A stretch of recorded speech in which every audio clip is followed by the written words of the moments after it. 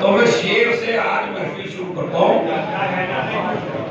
دوستو بادئ الفت کے طلبگار بنو. دوستو بادئ الفت کے طلبگار بنو. بزم میں پھول تو میدان میں تلوار بنو. دوستو بادئ الفت کے طلبگار بنو. بزم میں پھول تو میدان میں تلوار بنو. بحر حق سیسا پلائی ہوئی دیوار بنو. زندہ رہنا ہے تو پھر صاحب کردار بنو. دوستو بادئ الفت کے طلبگار بنو. بزم میں پھول تو میدان میں تلوار بنو. بحر حق سیسا پلائی ہوئی دیوار بنو. زندہ رہنا ہے تو پھر صاحب کردار بنو. کامیابی کا سبب درہم و دینار نہیں. اسلحہ قوم کا کردار ہے تلوار نہیں. کامیابی کا سبب درہم و دینار نہیں. اسلحہ قوم کا کردار ہے تلوار نہیں. اور شوقین بیٹھے ہیں تو سن لیجئے آپ. آدمی ایک ایک مصرے میں پوری ہسٹری ہے.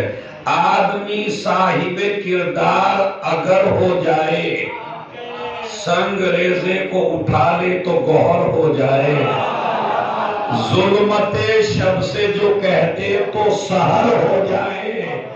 گر ہو در بند تو دیوار میں در.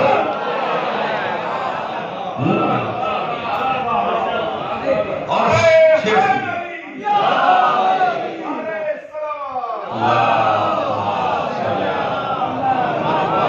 ظلمت شب سے جو کہہ دے تو سحر ہو جائے. گر ہو در بند تو دیوار میں در ہو جائے. اور شعر سنیے. کام کردار سے جب اہل وفا لیتے ہیں, انگلیوں سے در خیبر کو اٹھائے.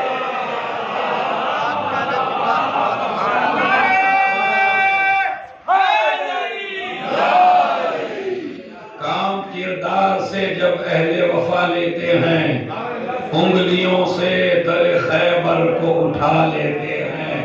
اور ایک سنی شاعر کا شعر مجھے یاد آ, کیونکہ عید میلاد النبی میں سنی بھائی بہت زیادہ یاد آتے ہیں.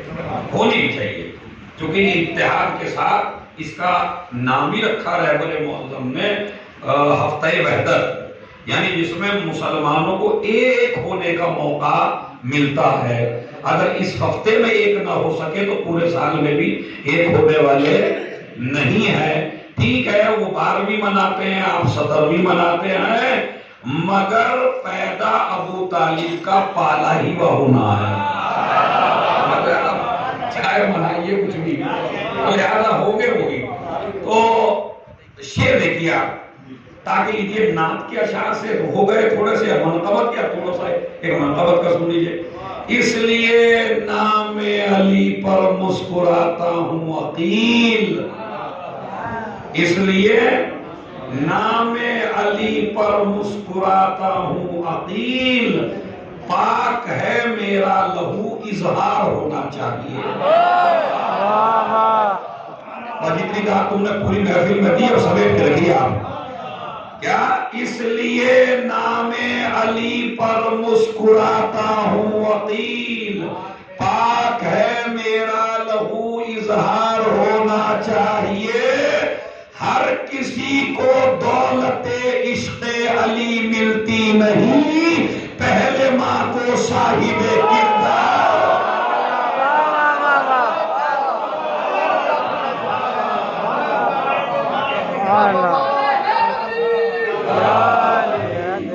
تو لہذا یہ اشعار تھے. اور اب 2-3 منٹ آپ یہ سن لیجئے. تو شمیم صاحب نے مدعا اٹھایا تھا کہ آج کل سب سے زیادہ توہین اگر کسی مذہب کی ہو رہی ہے تو وہ مذہب اسلام کی ہو رہی ہے. 57 یا 56 مملکتیں آج اسلامی ہیں, ہونا تو یہ چاہیے تھا کہ اسلام کو عروج ملتا، مسلمان کو عروج ملتا، لیکن مسلمان ہمیشہ، آج جو پوری دنیا میں آپ دیکھ رہے ہیں، کبھی کارٹون بنائے جا رہے ہیں، کبھی مجسمے بنائے جا رہے ہیں، کبھی جو ہے قرآن جلایا جا رہا ہے، کبھی قرآن کی توہین ہو رہی ہے۔ اس کی اصل وجہ میں آپ کو بتاتا ہوں، بڑا مین پوائنٹ ہے، اگر آپ اسے غور فرمائیں، اور جو پڑھے لکھے لوگ ہیں وہ اسے لکھ بھی لیں اور وہ واٹس ایپ بھی کریں کل صبح کو، جو بھی آپ کے دوست یہودی، عیسائی، ہندو بھائی ہیں۔ دیکھیں سب سے بڑی غلطی ہوتی ہے کسی بھی مذہب کو اس کے ماننے والوں سے آپ نہ سمجھیے، یہ بہت بڑی بات ہے اگر آپ سمجھ لیں۔ کسی بھی مذہب کو آپ اس مذہب کے ماننے والوں سے نہ سمجھیے، اس مذہب کی ہسٹری اگر آپ کو پڑھنا ہے تو اس کی کتابیں پڑھیے، اور ان کتابوں کو پڑھیے کہ جن کتابوں پہ وہ مذہب ٹکا ہوا ہے۔ دیکھیے ہماری دنیا میں جتنے بھی یہ لوگ ہیں، ہم ہندو مذہب کو اگر سمجھنا چاہیں اور ہم 3-4 ہندوؤں سے سمجھنا چاہیں تو کیا پتا ہمیں پہلے ہی مرحلے میں ڈکیت مل جائے، چور مل جائے، غاصب مل جائے، شرابی مل جائے، تو ہم کیا مگر جھوٹا آدمی مل جائے، مکار مل جائے، غدار مل جائے، تو ایسے 10-15 ہمیں پہلے ہی مل گئے، تو ہم کیا کہیں گے ہندو مذہب میں غداری جائز ہے، دھوکے بازی جائز ہے، کسی کو لوٹنا اور مارنا جائز ہے۔ اسی طرح مسٹیک ہو رہی ہے ان ہندو بھائیوں سے، یہودیوں سے اور عیسائیوں سے۔ وہ اسلام کو سمجھنا چاہتے ہیں کچھ مسلمانوں کے ذریعے سے، لہذا ان کی ملاقات فرض کرو ان مسلمانوں سے ہو گئی جنہیں نبی نے مسلمان نہیں بنایا، بنی امیہ نے مسلمان بنایا۔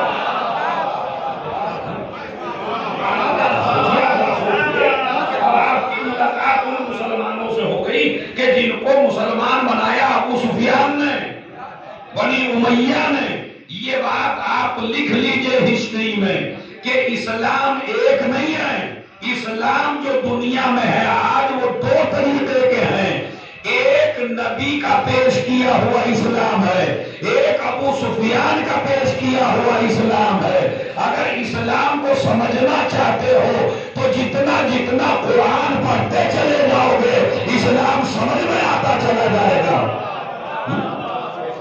مگر ان سے غلطی کا مسلمانوں سے اسلام سمجھنا چاہتے ہیں۔ او بھائی میں آپ کو بتاؤں کہ ابو سفیان کا جو اسلام ہے اس میں خالی اسلام کا ٹائٹل آپ کو ملے گا، باقی دنیا کی ہر غداری، ہر مکاری اسی مذہب میں آپ کو ملے گی، سمجھ رہے؟ اسی لیے وہ مسلمان زیادہ بھی ہوتا چلا جا رہا ہے۔ آپ انصاف سے بتائیے، علی کے دین میں حسد سے بچو، غیبت سے بچو، سمجھ رہے، لوٹ مار سے بچو، چوری سے بچو، غصب سے بچو، کسی کا مال لوٹنے سے بچو، شراب سے بچو، جھوٹ سے بچو۔ ابو سفیان کے اسلام میں کیا ہے؟ سب کچھ کرو اور مسلمان رہو۔ تو اب یہ بتائیے مجمع کس طرح زیادہ جائے گا؟ مون بنے تو 2 کی 4 پڑھا دو اور پھر بھی مسلمان رہو، اور مون بنے تو جمعے کی بدھ میں پڑھا دو اور پھر بھی مسلمان رہو، شراب پیو پھر بھی مسلمان رہو، غداری کرو پھر بھی مسلمان رہو، امانت میں خیانت کرو پھر بھی مسلمان رہو۔ اسی طرح اس کو الٹ دیجئے، سمجھ رہے، وقت کی زمین پہ قبضہ کرو پھر بھی عزادار رہو، زمین لوٹ لو پھر بھی عزادار رہو، جائیداد پہ قبضہ کر لو پھر بھی عزادار رہو۔ تو بھائی یہ اسلام جو ہے یہ علی والا اسلام نہیں ہے، یہ ابو سفیان والا اسلام ہے۔ ابو سفیان کے اسلام سے آپ دین کو نہ سمجھیے، اس لیے کہ وہ الگ ہے اور یہ الگ ہے۔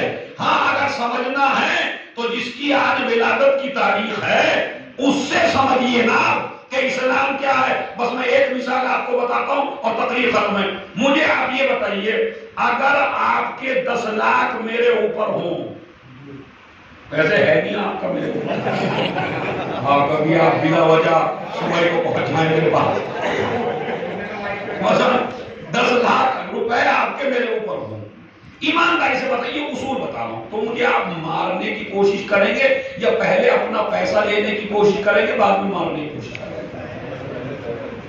سوچ کے بولیے، ہے یا نہیں ہے؟ پہلے اپنا پیسہ نکل آئے بعد میں ہم آپ کو قتل کریں گے۔ تو مکے میں تمام کے تمام کفار امانتیں ابو سفیان کے پاس نہیں رکھتے تھے، ساری امانتیں لا کے رسول کے پاس رکھتے تھے، اور رسول اللہ کو مارنا بھی چاہتے تھے۔ خدا کی قسم یہ ہسٹری ہے، پوری محفل کا نچوڑ ہے، اگر آپ سمجھ لیں تو آپ کو سمجھ میں آ جائے گا۔ جو شورا استاد الشورا بیٹھے وہ اشعار کہیں ان مفہوم کو لے کے، تاکہ دین صحیح پہنچے اشعار کی شکل میں۔ تو اب آپ ایمانداری سے بتائیے، ابو سفیان کے پاس امانتیں نہیں رکھتے تھے، ابو جہل کے پاس امانتیں نہیں رکھتے تھے، ابو لہب کے پاس امانتیں نہیں رکھتے تھے، امانت رکھتے تھے اسی رسول کے بعد جس کی جان کے پیاسے تھے، اور جو شب ہجرت مارنے کے لیے آئے، قتل کرنے کے لیے آئے، تو کوئی تو بولتا کہ بھائی پہلے پیسہ لے لو، امانت واپس لے لو، پھر قتل کریں گے۔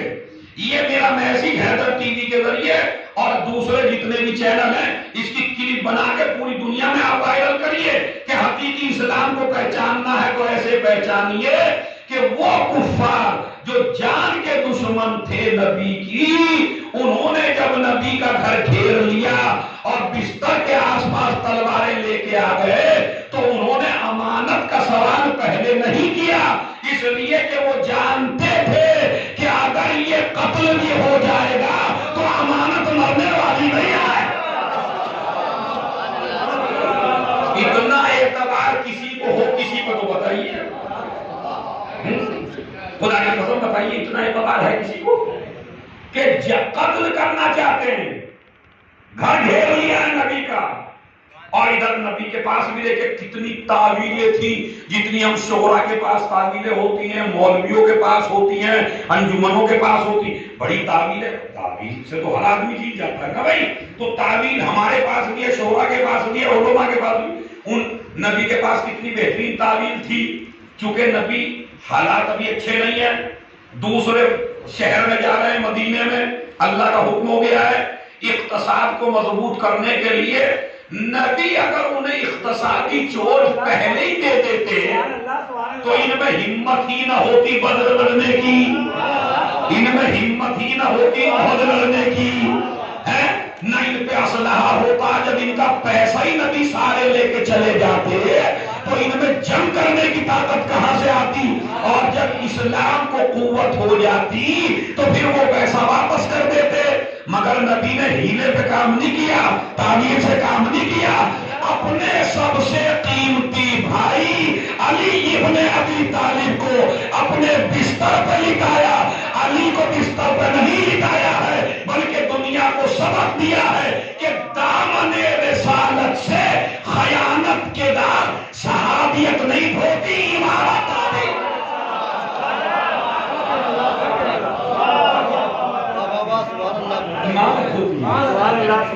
اور گئے چھوڑ کے چلیے، اس بتائیے کتنی قیمت ہوگی ان کی جو رسول کے پاس تھا؟ ہمیں 10 کروڑ ہوگا نا؟ علی قیمتی ہے یا 10 کروڑ؟ 50 کروڑ قیمتی ہے علی؟ چلیے یہ تو میں ان سے پوچھ رہا ہوں جو علی کو نہیں مانتے، ورنہ ہم دنیا کا مقابلہ علی سے کیا کریں؟ اس لیے کہ علی کے سامنے دنیا کی حیثیت ایک مطلقہ عورت کی ہے۔ سبحان اللہ، سمجھ گئے؟ ہم جس عورت کو طلاق دے دی ہو علی نے، اس عورت کا نام دنیا ہے۔ تو اب دنیا کا کیا مقابلہ میرے مولا علی سے؟ لیکن رسول اللہ نے علی جیسے بھائی کو بستر پہ لٹا کر پوری دنیا کو بتا دیا کہ مجھے علی کی قربانی برداشت ہے مگر دامن رسالت پر خیانت کا داغ برداشت نہیں ہے۔ اور ادھر وہ گئے اور ادھر ابو سفیان نے پروپیگنڈا کر دیا پورا، میرے پاس نہیں رکھی امانتیں، کم بختو، ملعونو، جتنی گالیاں دے سکتا تھا انہیں دی، اب وہ بھی بیچارے چپ کھڑے ہیں۔ ایک بولا کہ نہیں ہمیں تو اب بھی اعتبار ہے، وہ لے کے تم ہی گئے ہوں گے، اور اب بھی بول رہا ہے، اور دیکھیے ہم اب بھی بول رہا ہے۔ ابھی سارے کفار گردن جھکائے کھڑے تھے، ابو سفیان تقریر کر رہا تھا، سارا پیسہ لے گیا، اقتصادی چوٹ پہنچا گیا، تمہیں اقتصادی طور پہ کمزور کرے گا، اور کفار کہہ رہے تھے آپس میں نہیں ایسا نہیں ہے، وہ دھوکہ نہیں کرے گا، وہ غداری نہیں کرے گا، اس لیے کہ غداری ابو سفیان کے اسلام میں ہے، رسول کے اسلام میں غداری نہیں ہے۔ وہ دو اسلام ہے بھائی۔ جب تک مسلمان اپنی کتابوں سے ان روایات کو نہیں نکالیں گے کہ جن روایات سے توحید رسالت ہوتی ہے، تب تک دنیا اسی طریقے سے رسول کی توحید، پہلے اپنی کتابیں پاک کریں، یا پھر نظریہ ہمارے جیسا رکھیے کہ اگر رسول کو پہچاننا ہے تو یا تو ان کی پاکیزہ آل سے پہچانیے یا قرآن سے پہچاننا ہے۔